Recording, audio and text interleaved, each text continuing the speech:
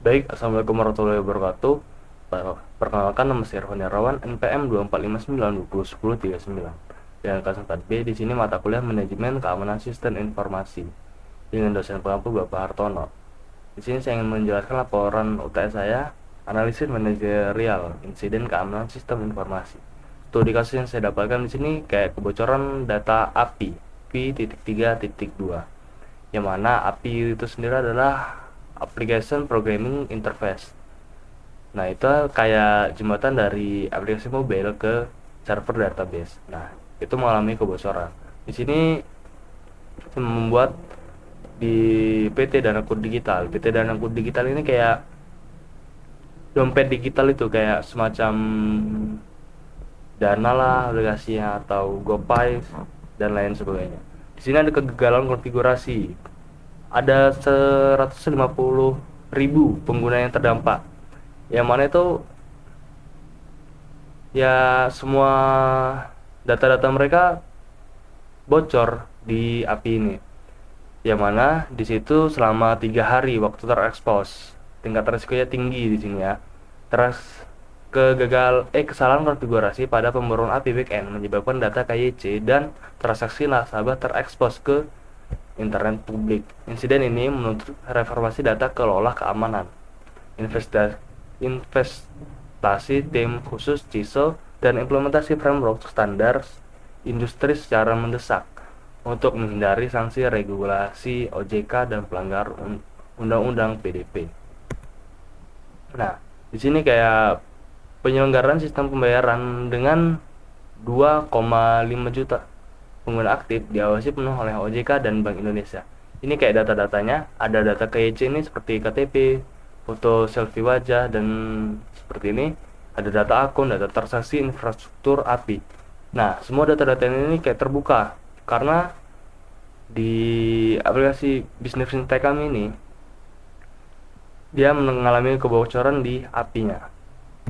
Selanjutnya, nah, insiden yang bermula ini kayak kondisi idealnya kalau dia tidak terbuka itu kayak kita membuka aplikasi mobile, gerbang autentifikasi, selanjutnya kita masuk ke backend server dan data aman. Nah, tetapi insiden yang ada ini nih kayak bukan attacker sih sebenarnya.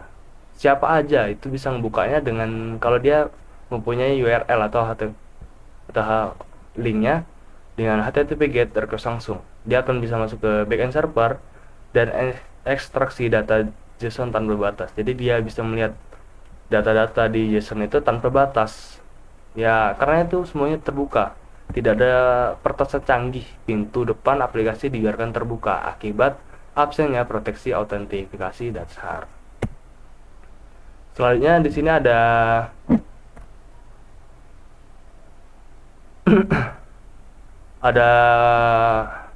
ya ketiadaan sistem pemantauan menciptakan titik buta operasional selama 72 jam yang kritis. Blind spot tidak ada log peringat. Oh, ini yang di sini ya. Nah, pada tanggal 12 Maret, tepatnya di jam 10, deployment API V.3 miskonfigurasi terjadi. Nah, di sini habis update itu udah selesai kan? Di sinilah miskonfigurasi yang terjadi. Yang mana pada tanggal 30 sampai tanggal 14 ini nih, dari tim kami itu nggak ada yang tahu kalau di server kami itu ada yang bocor. Nah, di tanggal 15-nya, di tepatnya setengah 4, jam 4 di sini ya, peneliti independen mendeteksi celah responsible disclosure pada jam 4. Nah, pada di tanggal 16 Maret ini, triangle awal endpoint API dimatikan atau downtime. Jadi aplikasi kami ditutup sementara.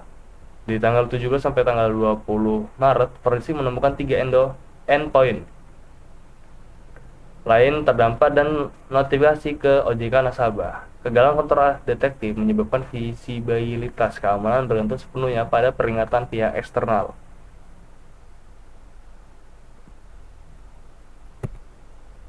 Nah, di sini ada dampak-dampaknya. Di sini yang pertama ada 4 dampak utama. Yang pertama itu menurut hukum ini tingkatnya kritikal ya, karena dia melanggar Undang-Undang PDP nomor 27 tahun 2022, melanggar juga regulasi OJK, ancaman pencabutan izin operasional karena kita sudah melanggar, ya data-data itu terbuka karena kelalaian kita sendiri. Nah, menurut finansial ini ada potensi sanksi denda administratif miliaran rupiah, biaya forensik digital untuk kita membenahi itu, dan kompensasi kepada nasabah. Penurunan revenue akibat surum pengguna. Ini tingkatnya high atau tinggi. Reputasinya juga tingkatnya high, yang mana kehancuran brand terus di media publik, kayak kepercayaan publik ke aplikasi kita. Yang selanjutnya ada exodus masif nasabah ke platform kompetitor. Jadi ya beberapa persen dari nasabah kami tuh kayak ya udah nggak percaya lagi sama kami, jadi dia lebih milih ke platform lain, kayak aplikasi-aplikasi lain gitu. Di operasional ini nih tingkatnya medium, yang mana kita mematikan layanan selama masa mitigasi. Penghentian pengembangan fitur, kapasitas IT dialihkan 100% ke penanganan insiden. Jadi semua pengembangan itu kita alihkan dulu ke penanganan insiden yang sudah ada. Nah, di sini ada risk metriknya. Semua risiko berada di tingkat high, yang mana menurut dari sisi CII ini confidentiality-nya ini terganggu karena data dari pengguna ini terekspos ke publik. Menurut integritinya berpotensi terganggu juga karena tidak ada bukti modifikasi langsung, namun memerlukan verifikasi mendalam. Availability-nya terganggu sementara juga karena endpoint sistem terpaksa dimatikan sepihak selama mitigasi. Ya selama 3 hari lah ya itu. Tidak, selama beberapa hari lah. 3 hari itu karena ya 3 hari itu pas data tereksposnya. Selanjutnya di sini akar masalahnya. Di sini ada celah keamanan merupakan manifestasi dari kegagalan tata kelola, bukan sekedar isu teknis. Yang pertama, menurut teknologi, absennya mekanisme autentikasi pada lingkungan produksi. Tidak adanya API gateway terpusat untuk kontrol akses. Jadi nggak ada yang khusus untuk menangani API gateway ini. Proses di akar utamanya ini bebas standar operasional, tidak ada security review atau checklist wajib sebelum development. Nah, kelalaian manusianya ini juga kelalaian dari operasional tim development operasional, ketidakadanya budaya keamanan, security culture, dan spesialis keamanan yang berdedikasi. Jadi di aplikasi kami ini belum ada, bukan tidak ada sih, belum ada dari spesialis keamanan atau yang ahli IT itu sendiri. Jadi tidak bisa diwajarkan juga sih, itu juga kesalahan dari pihak kami. Nah, tata kelola governance ini, insiden ini lahir dari kebangunan standar arsitektur dan lemahnya kepemimpinan keamanan. Selanjutnya di sini analisis kontrolnya.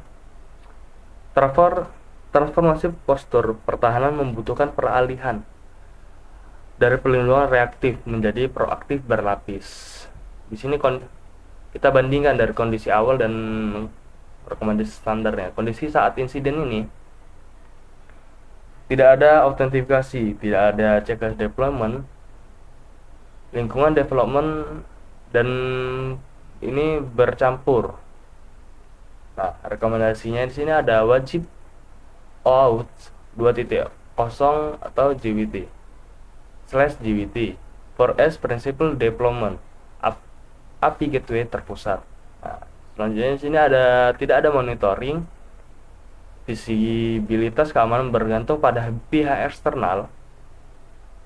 Jadi kami tidak tahu, kita bergantung pada pihak eksternal itu sendiri. Sistem monitoring API secara real time. Altering anomali otomatis SOC, Security Operational Center. Sini juga korektifnya penanganan ad hoc dan panik terlambat 3 hari. Insiden di rekomendasi sini ada insiden response plan atau IRP. yang struktur, prosedur force, riset dan mitigasi otomatis. Selanjutnya di sini ada tata kelolanya. Ya, tata kelolanya di sini ada 4 ya. Yang pertama ada kepemimpinan atau leadership, ini tidak ada CISO atau Chief Informasi Security Officer.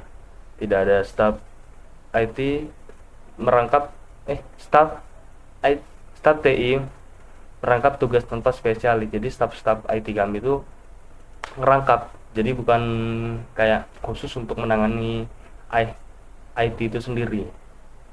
Jadi dia terbagi lah. Nah, di sini kebijakannya sini tidak ada informasi security police, tidak ada standar keamanan API dan klasifikasi data. Anggaran dan audit. Audit pihak ketiga tidak pernah dilakukan. Tidak ada alokasi anggaran khusus keamanan cyber.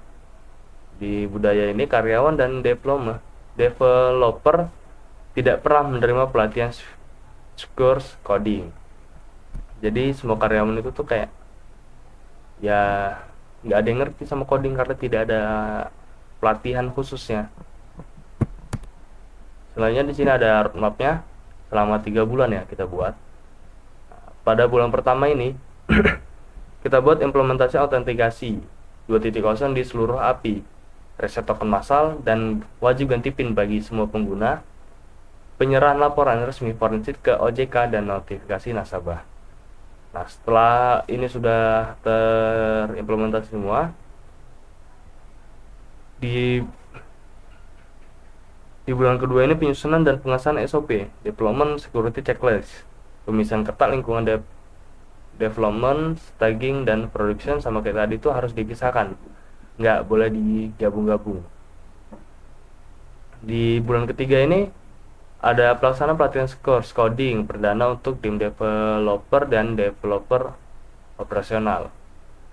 Dan di sini penerapan pemantauan API di sistem Noper dan staging, penerapan pemantauan API secara real time. Nah,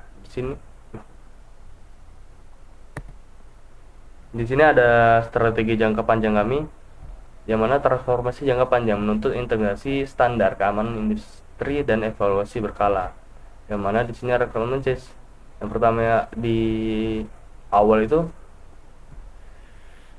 requirement CISO, definite pembentukan tim cyber security terdedikasi.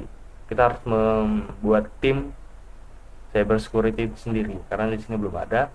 Yang selanjutnya itu tuh fondasi tata kelola, penyusunan dan pengesahan kebijakan keamanan induk, informasi security policy dan incident response plan. Selanjutnya ini initial audit dan adopsi framework keamanan standar internasional. Yang terakhir ini validasi eksternal. Pelaksanaan penetration testing independen secara rutin tiap semester atau 6 bulan sekali lah. Selanjutnya ada yang terakhir ini ada keamanan cyber. Ya, keamanan cyber adalah pilar keberlangsungan bisnis yang membutuhkan mandat dan investasi langsung dari direksi. Kepercayaan 2,5 juta nasabah tidak dapat dilindungi hanya dengan perbaikan teknis sesaat. Kita membutuhkan transformasi arsitektur dan tata kelola secara total. Dan di sini ada otorisasi anggaran, persetujuan alokasi budget keamanan minimum 10-15% dari total anggaran IT tahunan. Mandat kepemimpinan, persetujuan pembentukan posisi CISO yang melapor langsung ke jajaran direksi tanpa perantara. Komitmen waktu, persetujuan pengalihan fokus waktu tim IT untuk memprioritaskan rombak arsitektur API di atas fitur baru selama Q3 dan Q4 ini. Mungkin ini saja yang dapat saya sampaikan. Kurang dan lebihnya saya mohon maaf. Saya akhiri. Wassalamualaikum warahmatullahi wabarakatuh.